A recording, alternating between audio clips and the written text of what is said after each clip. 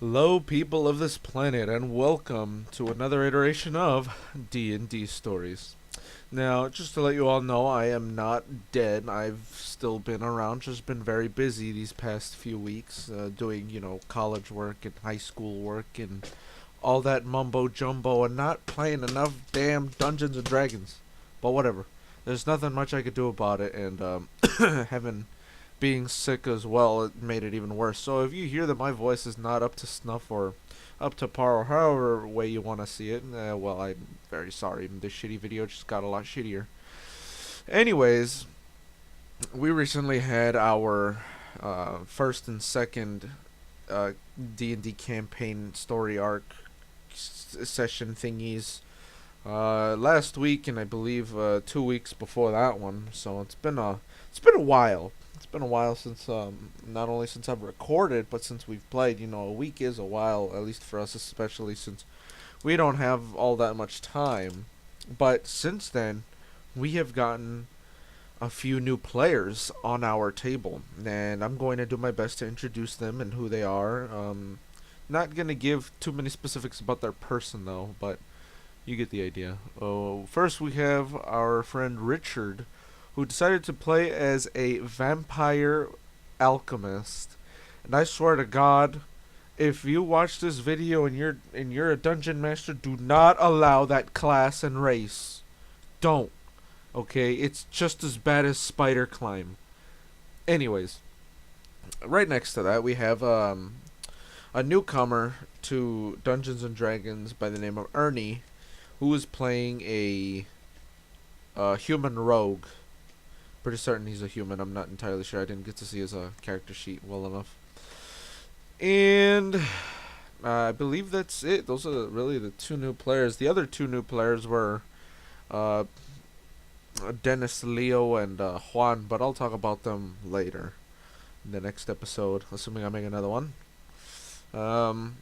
So in this episode, well, in this campaign session thingy, we have our starring cast of characters. Me playing as Lambert, Richard playing as Buzzlebub the Vampire Alchemist, Jose playing as Fosho the Monk or Boxer or whatever, Rene playing the Tejano the Boxer, who freaking looks ripped as hell, I swear to God. Then we have Juan playing the Faggot Paladin. Then we... I'm so sorry. Then we have... What's his face? Jesse playing Dexter the Dragonborn. And after that we have... Ivan playing the Black D. Yeah. And I believe that is our entire cast. Oh, Mario playing Ben, and Mario as the DM. So, to get off further ado, we shall begin. This campaign started off in, oh look, a tavern. And what we had in store for us was actually something rather more interesting, as our DM described it. An elf man walks through the door, gets on a table. Surprised one of the patrons didn't throw like a beer at him or something, and said, "Come one, come all, travelers of the far north and east." This is not what he said, but I'm just adding shit.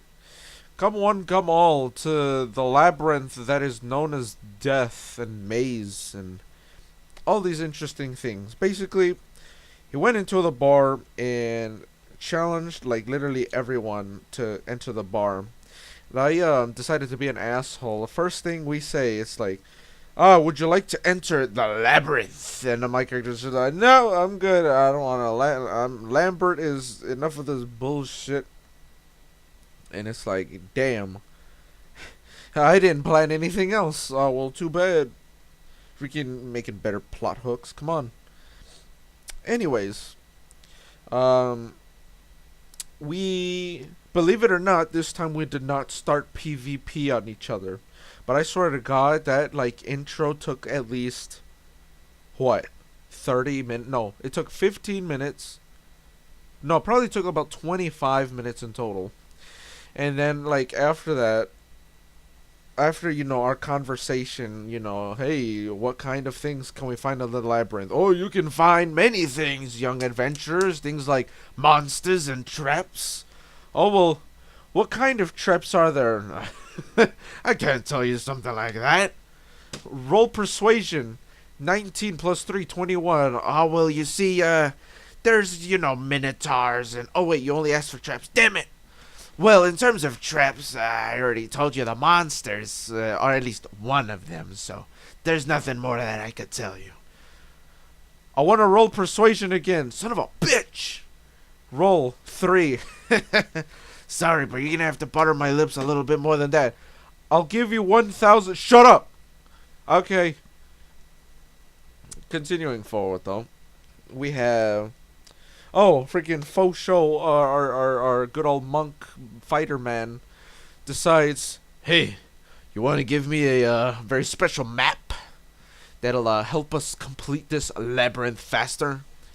So like, no, why would I want to do that? My voice is changing, man. And it's like, so that we could beat it faster? Like, what the hell, man? No, man. We both sound the same. Did you know that? Son of a bitch! I cannot keep continuity in my voices. I apologize. So, after much bickering and arguing, I swear, this is one thing that actually bothers me about some DMs where it's like, oh, you get teleported, but it's like, son of a bitch! Really? Just straight up snapping your fingers and you teleport? Saint Dragon Ball Z, instant transmission? Friggin', whatever. And anyways, moving on forward, we all make our... Actually, let me backtrack a little bit. So, according to Mr. Butterbiscuit, yes, that's his name, according to our DM, because he says so, our host says that the labyrinth in-game takes about 1 year to complete. The shortest it has ever been completed is 2. We are going to beat the shit out of that record. I'm telling you right now. I'm telling you. And our monk man faux show, after failing to ask for a map, he asked, "Hey, how about you give me like some sort of cheat sheet item?" Wink, wink. Oh yeah. He goes up to you and he takes off his belt and he says, "Here, have this." His pants fall down and you see his dangling penis. And I'm like, what the fuck? And you hear Dexter in the background. Ah, man, I'm not like that, okay? Like there. I'm not interested in that kind of intercourse. And according to Mr. Butterbiscuit, he says that this is a belt of self-fastening, which probably does not exist in the books, but he's the DM, so shut up.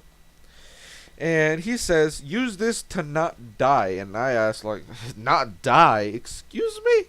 Well, there have been cases where people have died because their pants have fallen. Well, son of a bitch. Tell them not to next time, and they won't die. Whatever, but whatever. Continuing forward, we find ourselves in the waiting room of the labyrinth. Like, I kid you not. It's basically just a waiting room. Like, if you've ever been to the doctor's offices, it's literally like that, except it's just your group or yourself. And it's just like, do, do, do, do, do, do, do, do, and just reading a magazine. So, like, calling patient number 3. Son of a... Whatever. I keep saying that too much. I'm sorry. I apologize. This video will be family friendly for the rest of the way through. No, it will not. Anyways.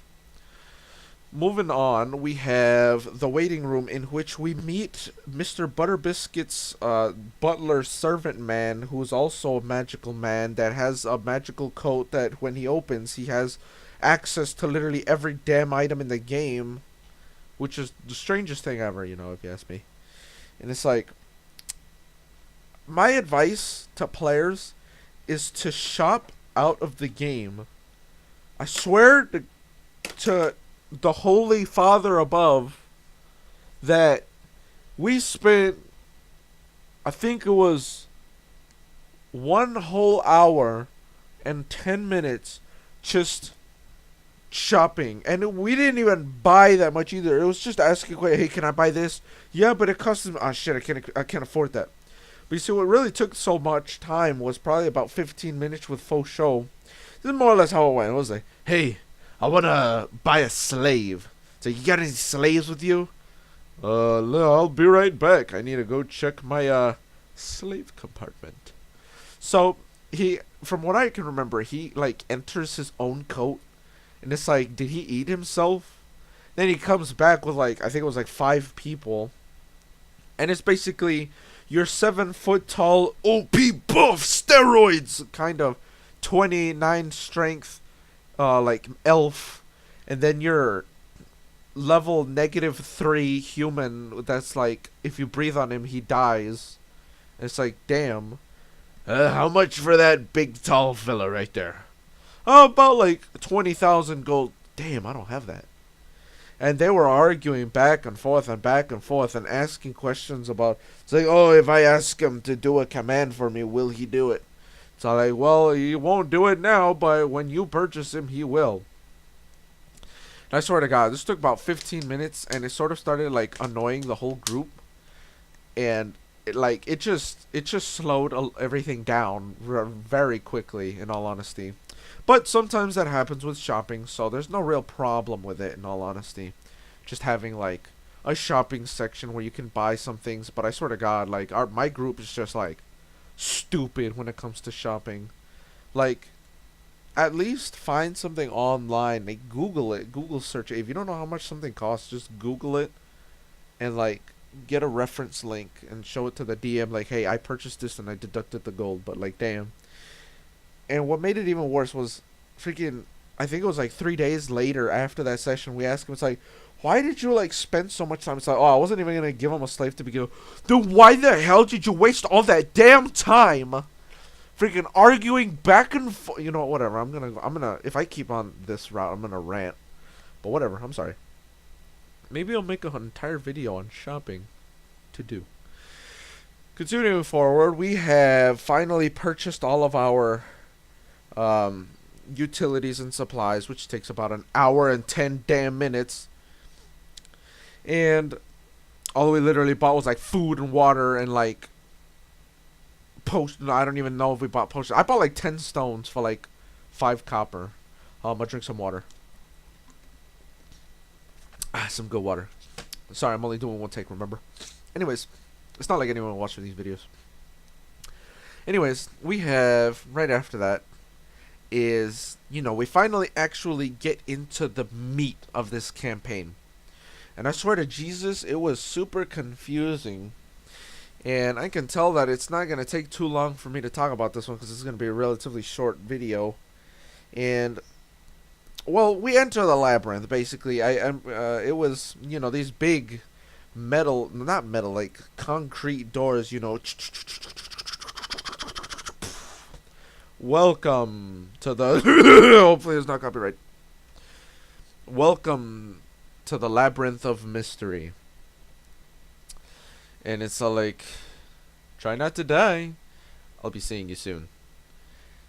And, you know, it's basically your entertainment game for like the gods, and entertainment game for people who are rich enough to actually watch these, you know, games from like a crystal ball. I don't really know how it would work. There's no stands. We can't see outside. We're trapped now. There's no going back. Not yet. Anyways, there's also, you know, I mean, we walk in and it's just a corridor, and I'm like, damn. And one of the rules we were actually given, well, I guess not really a rule. I would call this in DM wording a restriction. And if you ask me, personally, this is a restriction you should never give your players. Our DM said that you are not allowed to hit the walls. And the reason being is because if you hit the walls, you'll like become a part of that wall. And that brings a lot of problems, because like, okay, you hit the wall. What in your dictionary does that mean? Does that mean if I run into it, if someone throws me, does that count as a hit? What if I miss an arrow and it hits the wall? What if I try to swing my sword at someone and like he dodges it and it's like it hits the wall? Well, I mean, is it within 10? Was I supposed to mean to hit the wall? I don't know. Son of a bitch, I dropped my water. Sorry. And all these questions really came up, and thankfully he was able to iron that out in the second session. Thank God. Anyways, we have there were, after walking forward for a bit, our aching legs from being in the waiting room for an hour finally being over, we have two ways to go into. And two of those ways, well, one of them ends up looking like a dead end. But you see, we don't just see like a normal wall. We actually see distortion around the wall. And what we infer is that there is some sort of magical barrier. And, rolling arcana. Oh, look, 18. Yes, there is a magical barrier in front of said wall. And we have, the idea, like, I have the idea, hey, let me throw a stone, and maybe it'll either go through, which in my head I was thinking, yeah, it should go through, because, I mean, we're not stupid. We know what's going to happen, more or less. And we can, like, see if it's more or less safe to go through.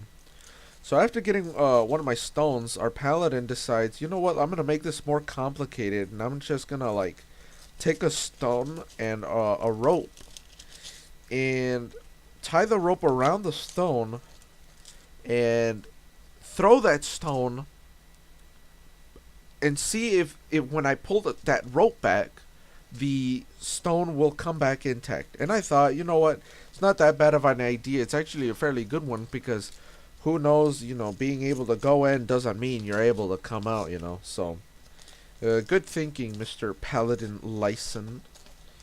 Also having, that extra idea that we can go through with this was a good thinking. So, whatchamacallit? Oh boy. Huh.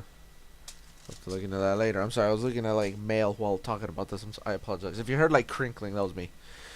And we have whatchamacallit?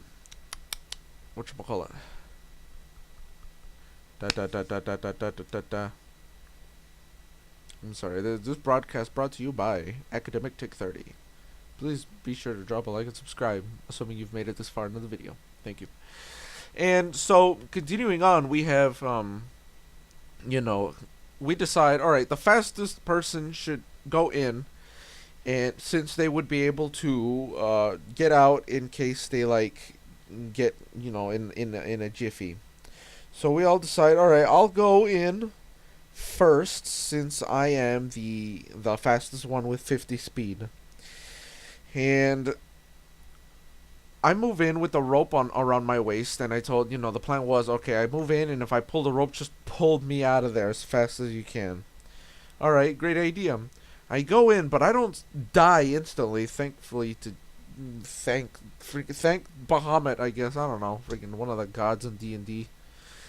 That I didn't die, or get obliterated, or incinerated, or something, but what I do end up seeing is this great room, but not like a great room that you'd find in like a palace, more like just a big box.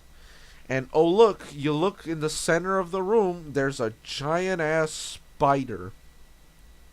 And that spider is actually a I don't know, I'll post it on the recording. You guys will get to see what it was. This image is not owned by me. And we had, it was basically, God, I wish I could remember the name, but it was basically like a spider, right? And Mario reminded me that I could use my Witcher knowledge to look into my bestiary and see what kind of monster this is. And if I remember correctly, it was a large monstrosity fiend with like 8 legs and like a female body. I swear to God, Richard, I'm going to like hit you one day. You'll see why if you watch the raw footage if I post it.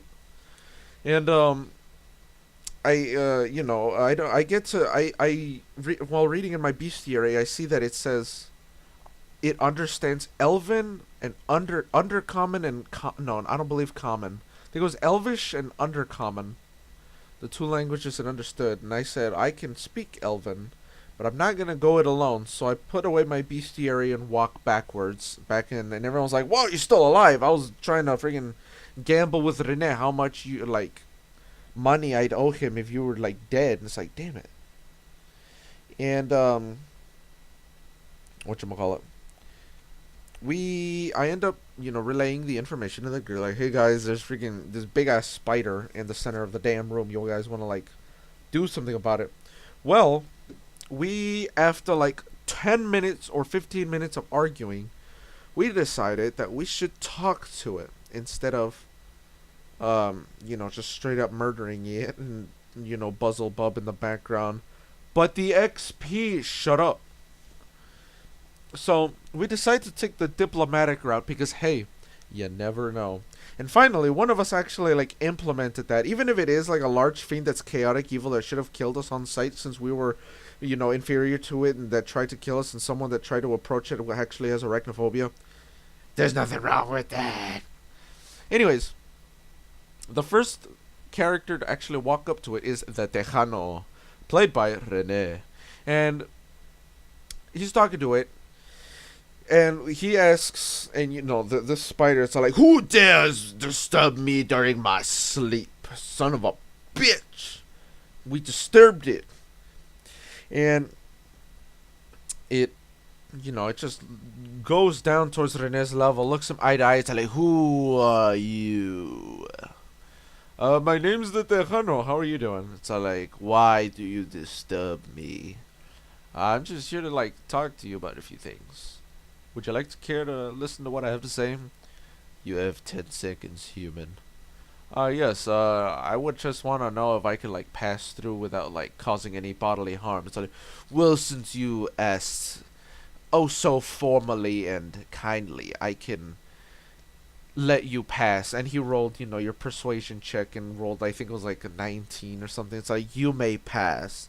And I walk up to it and it's like, yes, may I pass along as well? It's like, I rolled like, I think it was like an 18 or something. Yeah, we got some pretty lucky rolls, but there were two rolls that definitely stand out, one more than the other, that's for sure. And and as soon as I mentioned that, that'll be where we leave off on this video.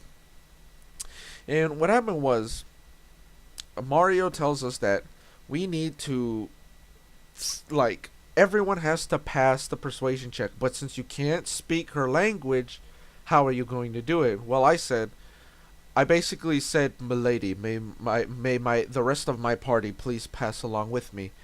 20. Oh yeah, Deb. Not really. That shit's dead, but I still do it because I'm a loser. And natural 20. It's like, well, since you asked so kindly, I can allow them to pass. And so like, well, how convenient. And I look at Jose, and the plan that we had was everyone that we encounter, we will persuade them to join our group so that we could just have an army with us. And it's like, hell yeah. But our friend, the Tejano over there, beat us to it. He whispers to Mario some black incantation that I couldn't hear, and rolls a natural 20. It's like, guys, we have a new companion. And Mario, like, our DM was like, oh god, so it begins. They have an ally that's a giant ass spider that, oh god, no. As a DM, you should be very careful as to who becomes, allies and stuff. But anyways, as our DM described it, the spider shrinks in size and becomes like this chibi spider. If you ever watch anime and like chibi characters, it's basically, imagine like a female with like spider legs. God, that's a horrible sight to see. And something that Rene told us about his character is that he has arachnophobia. And I said, that encounter with you and that thing should have never happened to begin with. But I didn't say that because then, we'd be screwed. So I decided to keep my mouth shut. And move along with. All right, I have a better idea. We just bring it along with our group and have it like just come with us, accompany us until we actually, moving on to the door on the other side of the room, we actually have a small problem in which, like, the what's that other the friggin' bride of this damn spider just comes out of the nowhere. It's like, who dares take my bride? It's like, son of a bitch, you're like smaller than this damn woman spider. What the hell you think you're gonna do? You think you're intimidating to us? Fuck you, ho. And what ended up happening was we hold on. I'm sorry. And at the door, I actually tried rolling strength, just like force open the lock in hopes that it like opens faster, but that didn't work because I rolled like a 4. Yeah, I had a pretty bad roll. And this spider, it's like, "Ooh, I'm gonna kill you now." Tries to, we all dash towards the towards the door. None of us can open it because we're all stupid and rolled low. This spider, don't know how. I don't know if like they can use weapons, but like it pulled out like this giant ass sword and like whatchamacallit, just straight up like hit the wall because it missed all of us somehow, and the wall ate him. And that's where I thought to myself, like, damn, so even if you do like accidentally miss, like you're gonna die, and that's like unfair, which is why you should never have like a rule like that. Like instead of don't hit the wall or it'll eat you, you should have just had, yeah, don't hit a wall. I mean, you can hit the wall, it'll just replace itself. But no, don't hit the wall or it'll eat you. But yeah, he gets absorbed, and this female spider, I don't remember what her name we gave her, but freaking God knows what. And it was basically, I was gonna eat him anyway. Maybe I can eat you. And he's looking at the Tejano, and Tejano's looking at him. It's like, I want to change her alignment. Oh, here we go. This is where we get into the good shit. But that is where we actually left off for that part of the session. And since I'm, running on a strict time here, I'll have to cut this video a little shorter than usual. Next time I'll have a longer video, assuming people actually watch my videos and I'm not wasting my time. But thank you all for watching this iteration of D&D Stories, and I hope to see you next time on the next episode of D&D Stories. I sound very redundant. Bye.